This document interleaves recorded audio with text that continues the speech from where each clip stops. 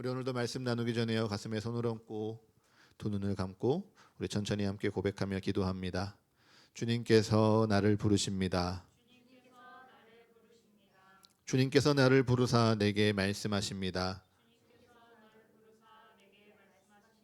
그 말씀에 능력이 있습니다. 그 말씀에 생명이 있습니다. 그의 말씀은 듣는 만큼 변화합니다. 말씀을 듣는 만큼 순종합니다. 이제 그 말씀 앞에 내가 섭니다. 이제 주의 말씀에 나의 마음을 열겠습니다. 주님 내게 말씀하여 주옵소서. 주님 우리로 듣게 하여 주옵소서. 아멘. 여러분 사순절 첫째 주일입니다. 하나님이 세상을 이처럼 사랑하사 예수님께서 이 땅에 오셔서요. 우리에게 그리스도이심을 드러내시고 이제 그리스도의 참된 사명 즉 십자가를 향하여 오르시는 40일의 시간입니다. 여러분 지난주 우리는 그 40일을 시작하면서요. 주님께서 우리에게 분명 이렇게 말씀하셨습니다. 우리가 두려움에서 일어나 주님과 함께 그 십자가의 길을 따르면 우리의 용모가 주님과 같이 새로워지리라 주님은 분명 우리에게 지난주 말씀하셨죠. 그래서요. 이 40일이 주님의 십자가를 기억하며 주님의 길을 따르는 것이 그저 무거운 율법과 어려운 신앙의 무게를 감당하기만 하는 시간이 아니었으면 좋겠습니다. 내가 세상의 즐거움은 다 포기하고 금식하고 그저 내 신앙의 무게를 견디는 시간이 아니라 지난주 주님께서 우리에게 선포하신 말씀처럼요. 우리가 빛이었음을 우리가 빛으로 살아갈 수 있음을 그리고 주님께서 우리를 빛으로 쓰이고 계심을 깨닫고 기뻐하는 이 40일이 되었으면 좋겠습니다. 그 시간을 위해서요. 사순절 기간 동안 성서의 일가의 말씀은 계속 우리의 본 모습을 직면하게 할 겁니다. 말씀은 나의 한계를 보게 할 거고요. 나의 두려움을 바라보게 할 거고요. 나의 연약함을 피하지 말고 직면하라 이야기할 겁니다. 여러분 그처럼 말씀이 우리를 나의 본 모습 가운데 불러드릴 때 피하지 마시고요. 감추지 마시고요. 주님 앞으로 함께 나아가시기를 축복합니다. 그리고 주님의 부르심에 따라 내가 말씀 앞에 나아갔더니 내가 정말 그리스도를 닮아가는 놀라운 축복을 이 40일 함께 누리는 서가의 모든 가족 되기를 축복합니다. 아멘. 자, 그 기대함으로요. 사순절 첫째 주일의 말씀 이제 함께 보도록 하겠습니다. 여러분 오늘은 마태복음 4장의 말씀을 주의 깊게 보도록 하겠습니다. 마태복음 4장의 말씀 함께 펴십시오.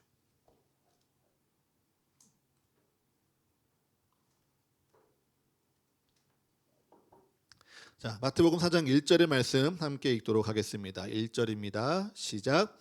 그때 예수께서 성령에게 이끌리어 마귀에게 시험을 받으러 광야로 가사. 아멘. 그때 여러분 그때가 언제입니까? 마태복음 3장에서요. 예수님께서 세례 요한에게 세례를 받으신 직후입니다.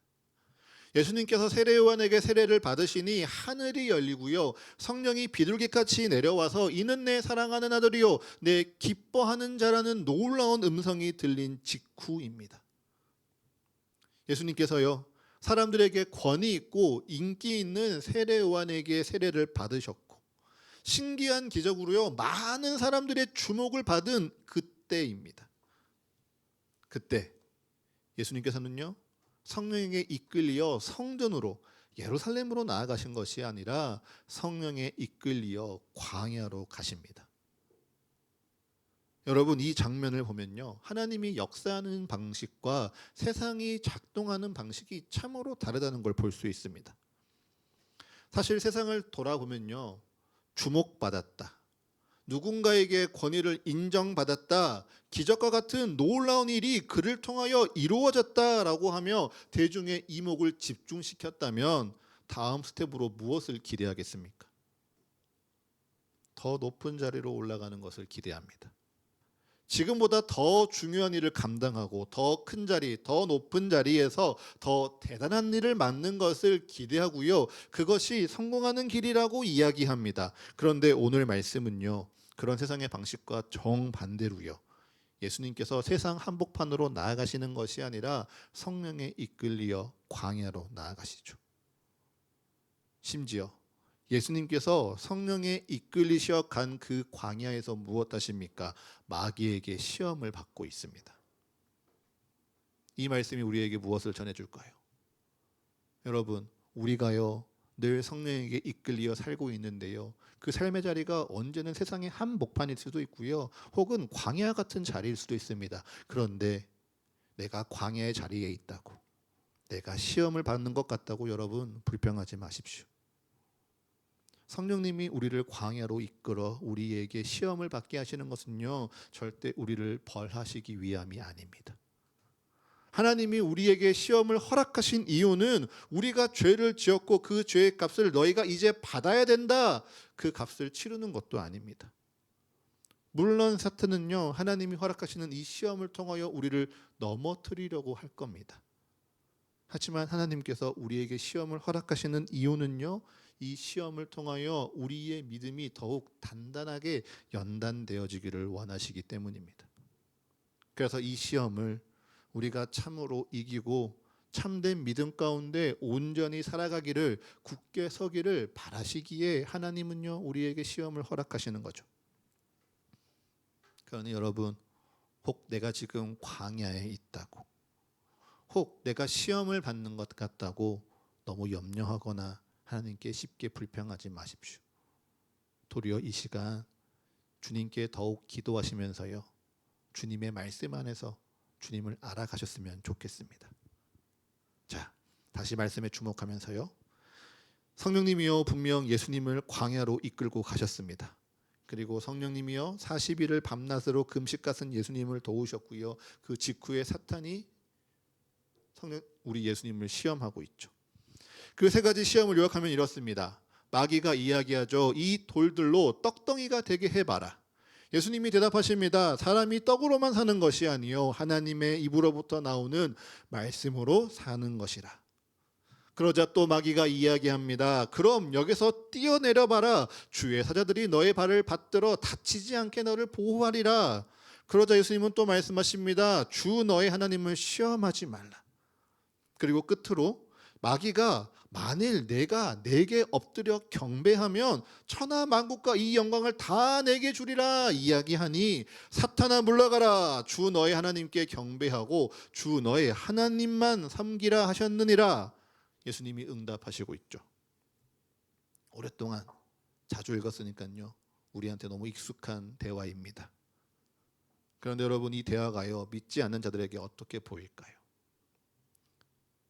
이 대화가 시험의 통과만을 목적으로 다시 본다면요, 이 대화가 참으로 불필요하고 부자연스러운 대화라는 걸 여러분이 느끼셨으면 좋겠습니다. 제가 예를 한번 들어보겠습니다. 예전 미국에서요 어린아이들을 한 50명 정도 뽑아서 그 어린아이들 대상으로 심층적으로 조사한 연구가 있습니다. 어떤 연구냐? 눈앞에 마시멜로를 하나 갖다 놓습니다.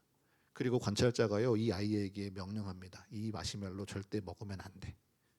그리고 지키고 있는지 관찰자가 어린아이와 함께 한참 동안 그 자리에 머물고 있죠. 그러다가 관찰자가 그 자리를 비우고 나서요 이 아이가 마시멜로를 먹는지 안 먹는지 검사하는 시험이었습니다. 이 시험의 목적은 분명합니다. 한 아이가 약속을 지키는 태도가 어떠한지, 혹은 인내심이 어떠한지 검사를 하면서요 그 아이의, 어린아이의 모습이 추후에 어떻게 그의 인생에 영향을 미치는지 검사하려는 태도였습니다. 자, 이 시험 앞에서요 조사관이 없는 상황 가운데 아이들이 보일 수 있는 반응이 무엇이겠습니까? 관찰자가 나갔다. 나 그래도 먹지 않겠습니다. 이게 첫 번째 반응일 거고요. 관찰자가 나가는 즉시 오예 하고 그냥 바로 먹는 게 두 번째 반응일 겁니다. 이 시험을 앞에 두고요 내가 마시멜로로 사는 것이 아니요 나의 부모님의 밥으로 사는 겁니다라고 장황하게 이야기할 사람은 아무도 없습니다. 예수님의 시험도 마찬가지 아닙니까? 예수님의 시험이요, 그냥 시험의 통과만이 목적이라면요, 굳이 길게 말할 필요 없습니다. 자, 이 돌들로 떡덩이가 되게 해봐. 싫어요. 너 여기서 뛰어내려봐. 너의 주의 사자들이 너의 발을 지켜서 널 보호할걸? 안 해요. 나한테 절하면 천하만국을 다 너에게 줄 거야. 됐거든요. 이 한마디 던지고요, 예수님 돌아서시면 시험 통과하는 겁니다. 그런데 예수님은 왜 굳이 구약의 말씀을 인용하시면서 우리에게 그 거절하시는 모습을 보여주고 있으십니까? 그것은 바로 우리가 이 땅 가운데 시험을 이기는 방법이 내 안에 있지 않고요, 오직 이 말씀 가운데 있음을 우리에게 가르쳐 주시기 위함입니다. 그리고 이것이 하나님께서 예수님에게 시험을 허락하시고 그 시험을 오늘 우리에게 보이시는 이유이기도 합니다. 시험을 이기는 힘이 내 안에 있지 않고 오직 말씀 가운데 있다. 그런데 우리는요, 여기서 첫 번째 착각을 일으킵니다. 예수님이 보여주신 이 정답이요, 시험을 말씀으로 이긴다는 것이요, 네, 우리가 아는 것 같습니다. 그런데 정작 시험이 내게 다가오면 어떻습니까? 우리는 자꾸 시험 앞에서요, 나의 힘으로 이 시험을 넘어서려고 합니다. 많은 사람들이요, 내게 어려움이 찾아오면요, 자기의 힘으로 이겨내 보려고 합니다. 나의 굳은 의지, 나의 올바른 성품, 혹은 나의 결심과 나의 습관과 같은 좋은 능력으로 이 시험을 버텨내고요, 한번 해결해 보려고 하죠. 그래서요, 견딜만 하면 굳이 주님의 도움 구하지 않고요, 정말 견디다가 내가 못 견딜 것 같을 때, 내가 너무 힘들 때, 그제서야 주님 앞에 토로하면서 주님 도와주세요 기도합니다. 그런데 그 결과가 무엇일까요? 오늘 시편 32편의 말씀처럼요, 내 힘으로 버티려고, 내 의지로 버티려고 입을 열지 아니하면 시험이 지나가는 게 아니고요, 나는 종일 신음할 뿐입니다. 내가 입을 열지 하고 주님을 찾지 아니하니 주의 손이 주야로 나를 짓누르며 내 뼈가 쇠하여서 내 진액이 빠지는 고통을 겪을 뿐입니다. 그래도 내가 이 딱 악물고 내가 그냥 버티면 내가 시험을 이길 수 있어, 너희가 이것을 다 지나갈 거야 라고 말이라도 한다면 여러분 다행이겠죠. 그런데 정말 우리가 우리의 힘만으로 주님이 내게 허락하신 그 시험을 이길 수 있을까요? 아니요. 우리의 힘만으로 시험을 이기려고 한다면요, 뱀의 유혹 앞에 넘어가는 이 아담과 하와처럼 우리도 똑같이 실패할 뿐입니다. 그래서 그 실패를 아시는 예수님께서요, 우리에게 어떻게 시험을 이길지 그 승리의 길을 보여주시는 겁니다. 만약 예수님께서 오늘 이 시험 앞에 그냥 예수님의 의지로 사탄의 모든 시험을 맞이하셨다면요, 네, 예수님은 분명히 이기셨을 겁니다. 하지만 그것은 예수님의 승리, 슈퍼맨의 승리일 뿐 우리와는 상관없는 이야기가 됩니다. 예수님은 하나님의 아들이시니 예수님만 이길 수 있는 시험이고요, 우리는 그 죄에 굴복하고 유혹받는 그 시험으로 말미암아 번번이 실패하고 또 깨질 뿐이겠죠.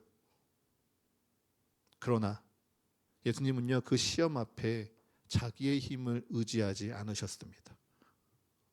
돌을 명하여 떡을 만드실 수도 있었고요, 그 높은 성전 꼭대기에서 뛰어내려 털끝 하나 다치지 않을 능력 또한 있으셨지만 예수님은 자기의 능력과 힘이 아니라 철저히 주님의 말씀만을 따르셨습니다.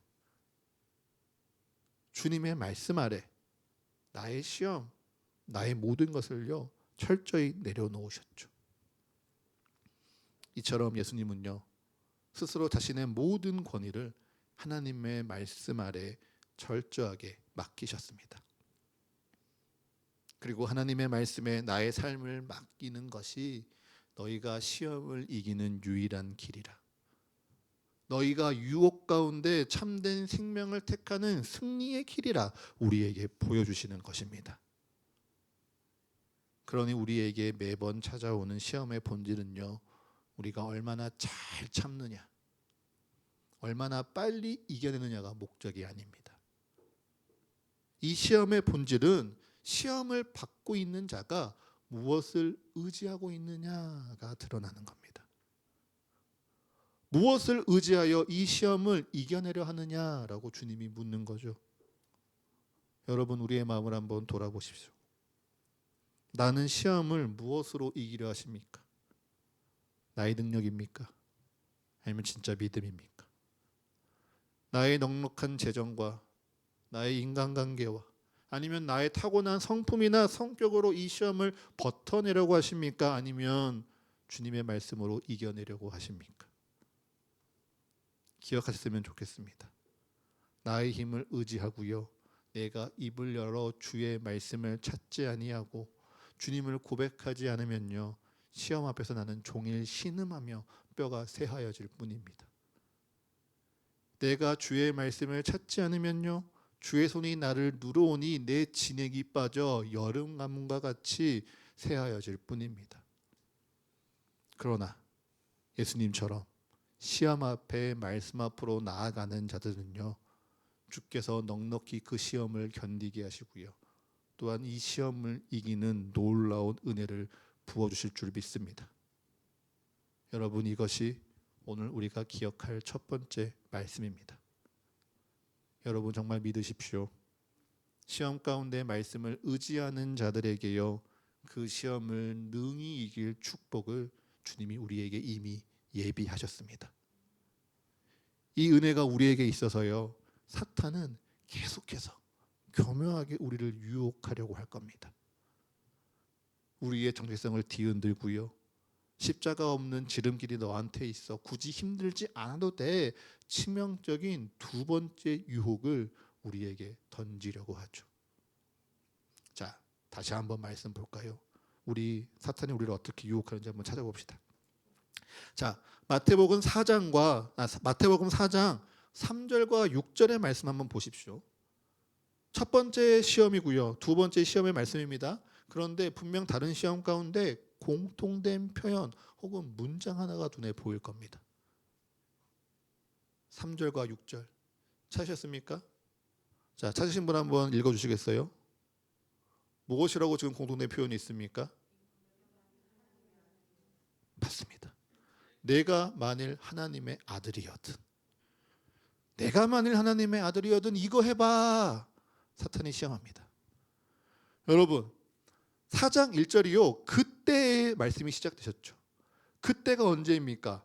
바로 전에요, 예수님께서 세례 요한에게 세례를 받으시고요, 이는 내 사랑하는 아들이라, 내 기뻐하는 자라 선포한 직후입니다. 그런데 사탄은요, 그 말씀이 우리한테 있는데 내가 만일 하나님의 아들이라면 이것 좀은 할 수 있잖아, 내가 정말 하나님의 아들이라면 이거 너 분명히 할 수 있을걸? 우리에게 속삭이는 겁니다.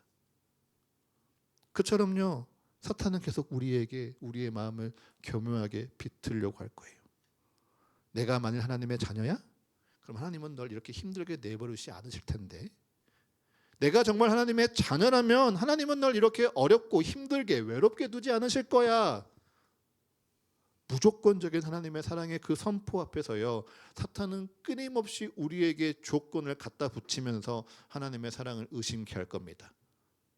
그리고 그 의심의 싹을 틔어서요, 십자가의 길이 아닌 빠르고 쉬운 길을 선택하라고, 내가 편하고 내게 익숙한 길을 따라오라고 유혹하겠죠. 그것이 바로 오늘 8절과 9절의 말씀입니다. 여러분, 우리 8절과 9절의 말씀 함께 읽도록 하겠습니다. 8절과 9절입니다. 시작. 마귀가 또 그를 데리고 지극히 높은 산으로 가서 천하 만국과 그 영광을 보여 이르되 만일 내게 엎드려 경배하면 이 모든 것을 내게 주리라. 아멘. 분명 이전 두 시험에서요, 내가 만일 하나님의 아들이거든 이거 해봐, 그의 정체성을 뒤흔들던 마귀가요, 이제 더는 그 말하지 않고 있죠. 대신 내게 절해봐, 나한테 절하면 내가 이 천하 만국과 영광 다 너한테 줄게 라고 이야기합니다. 여러분, 이게 하나님의 뜻을 알고 있는 예수님에게 어떠한 뜻이겠습니까? 야, 너 십자가의 길 갈 필요 없어. 너 그 길 가봤자 사람들한테 손가락질 당하고 모욕당하고 핍박당하고 결국엔 죽음 당하는 것밖에는 아무것도 없어. 그냥 지금 나한테 절 한번 해. 너 믿음 한번 버리면 내가 너한테 쉬운 길, 좋은 길 줄 거야. 이게 너한테 지름길이고, 이게 너한테 빠른 길이고, 이게 너한테 좋은 길이야. 예수님을 유혹하고 있습니다. 그래서 예수님께서 만약 마귀에게 절했다면 어떻게 됐을까요? 진짜 천하 만국과 영광이 다 예수님에게 한 번에 들어왔을까요? 당연히 아니죠. 오히려 선악을 알게 하는 나무의 열매를 먹고 하나님과 같이 되는 것이 아니라 스스로 눈이 밝아져서요, 내가 발가벗고 있구나, 부끄러워하는 아담과 하와처럼요, 내 안에 있는 죄를 깨닫고요, 예수님은 부끄러워했을 것입니다. 그러니 여러분, 시험의 유혹 앞에서요, 내가 말씀 말고 저거를 택했으면 내게 더욱 좋았을 걸 아쉬워할 필요 없습니다. 내가 진짜 신앙 말고 저기를 갔으면 내가 훨씬 더 넉넉했을 텐데 아쉬워하지 마십시오. 내게 편안하고 쉬운 길이 좋은 길이라 밀어둘 필요 없습니다. 죄는요, 끊임없이 그 마음을 유혹하고 두드릴 겁니다.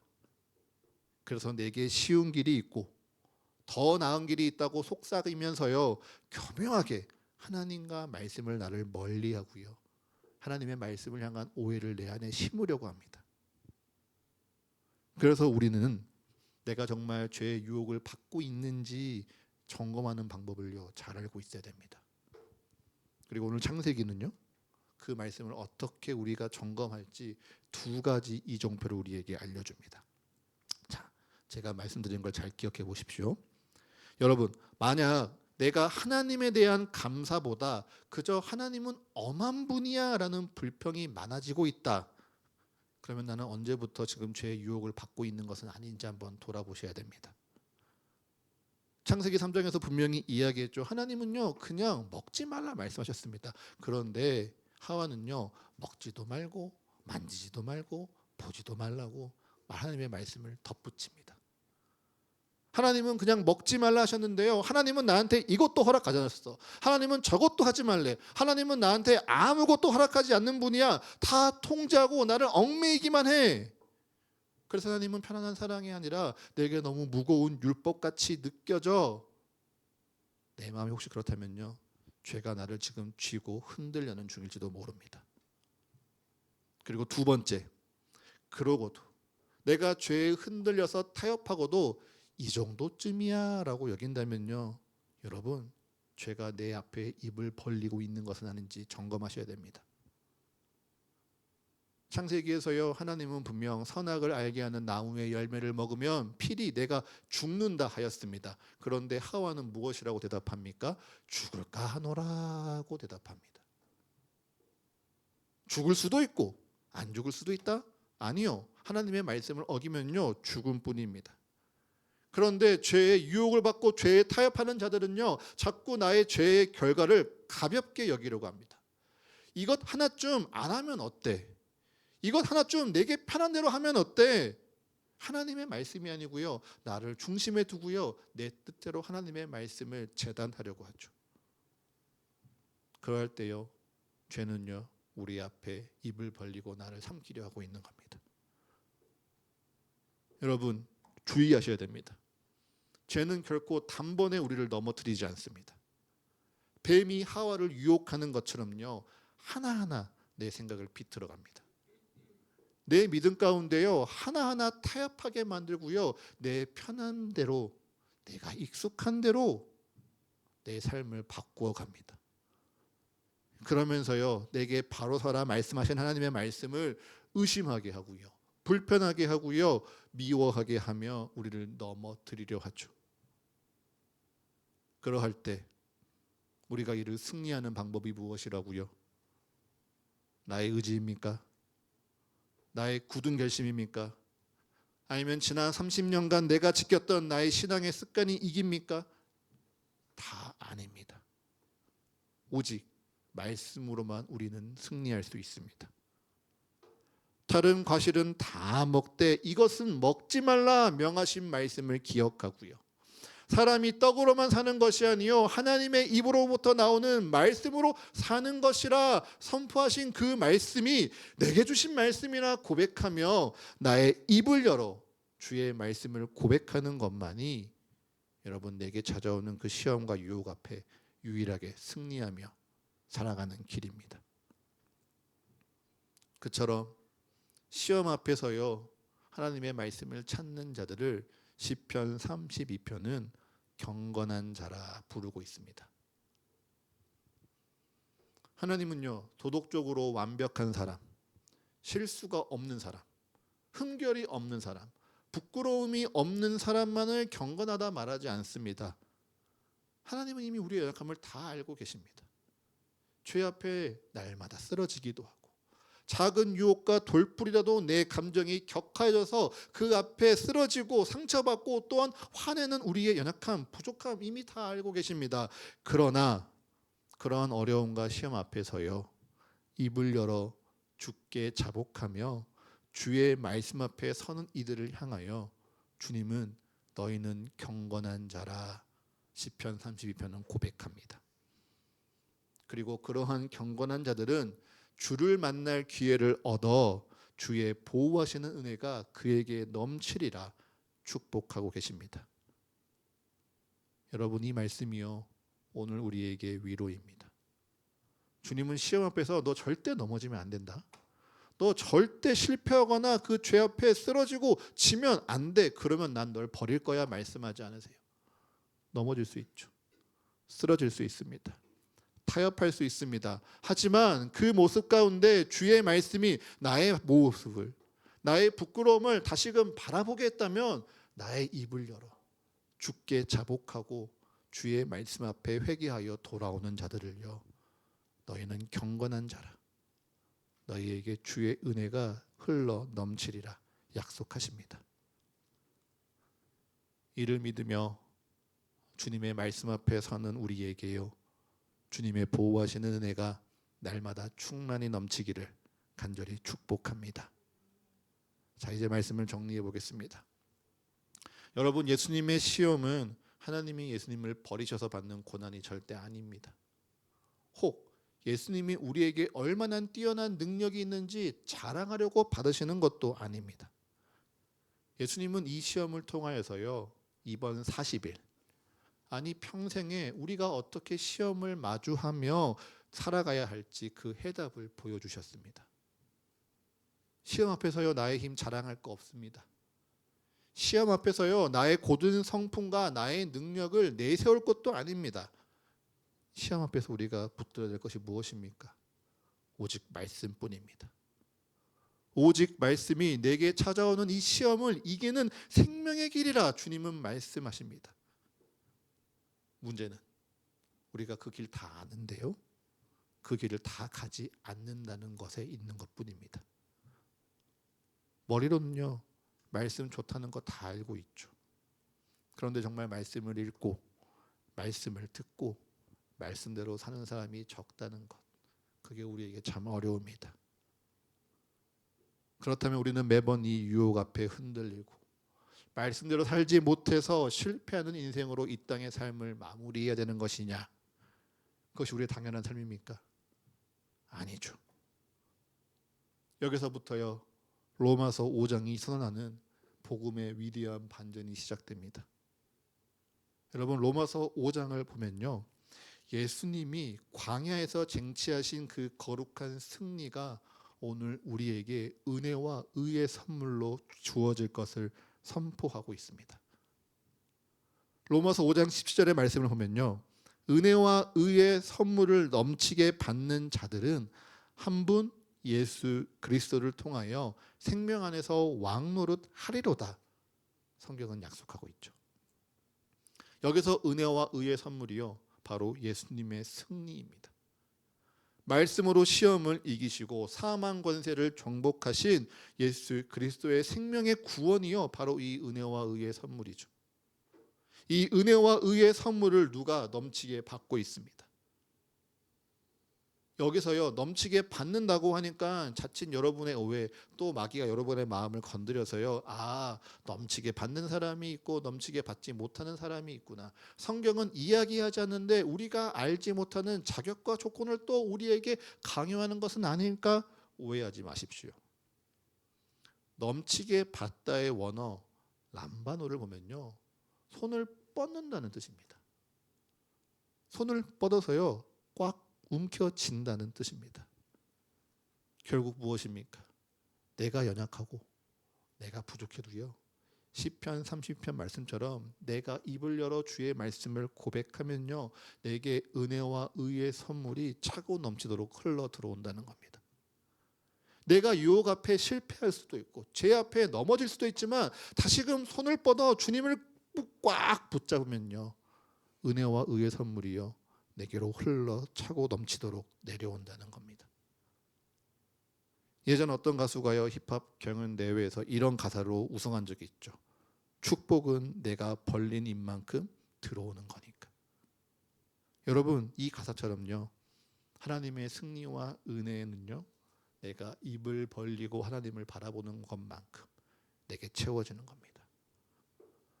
주님의 은혜와 의의 선물은요 내가 정말 잘 살고 올바르고 도덕적이고 다른 사람들에게 존경받을 만큼 신앙의 본보기가 되기 때문에 들어오는 것이 아니라요 내가 주님 앞에 손을 뻗고 주님을 굳게 붙잡으려 할 때 주님의 의의 선물은요 우리에게 차고 넘치도록 흘러내려오는 것입니다.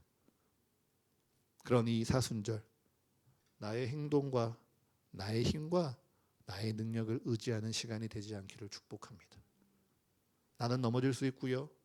내가 넘어갔으나 또다시 나는 시험을 마주할 수 있습니다. 그러할 때마다 내가 아닌 주를 주목하고요. 나의 힘이 아닌 주의 말씀에 더욱 붙들리는 서가의 모든 가족 되시기를 축복합니다.